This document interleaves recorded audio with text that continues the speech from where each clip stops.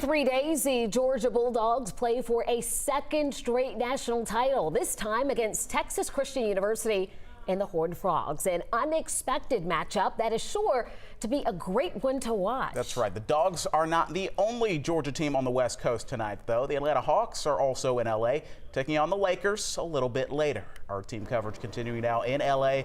with Reggie Chapman, who is at LAX as we wait for the Dogs to arrive. But Reggie, you spoke with some of the Hawks about Monday night's big football matchup.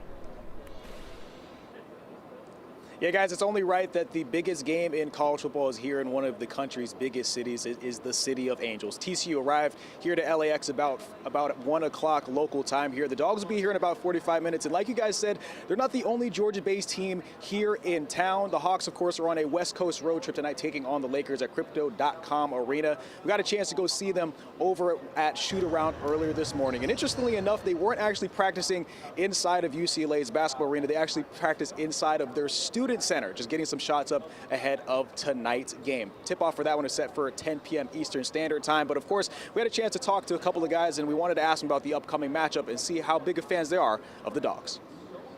I'm a big college football fan. I mean, obviously my students didn't make it, but since I've been in Atlanta, I've been a Georgia Bulldog fan too. So I went to the last game, and hopefully these guys pull it out and get another championship and go back to back. So I'm pulling for them. I like watching them. I like seeing them win. I like seeing how it gets the city of Atlanta.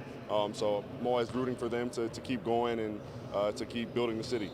I mean, it's unbelievable. I mean, for them to win 2 championships in back-to-back years after not winning in so long, I mean, obviously it shows the maturity and what Stetson brings to that team and how he can carry that football team, but also their talent they have around him. I mean, they're about to have a top 3 pick on the defensive end.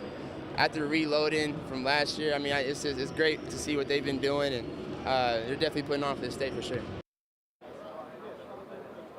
It's been interesting talking to Trey because you can tell he actually knows what he's talking about when it comes to the Georgia Bulldogs. He said at the Peach Bowl, he brought that friend of his who is a big Ohio State fan, was excited that he got to bring his friend to an Ohio State L inside a Mercedes-Benz Stadium. Lots of fun from Trey and John Collins earlier this morning. But of course, we're here for the Dogs. They'll be here very soon. We'll make sure to have your coverage from here at LAX coming up in this 6 o'clock hour. Guys.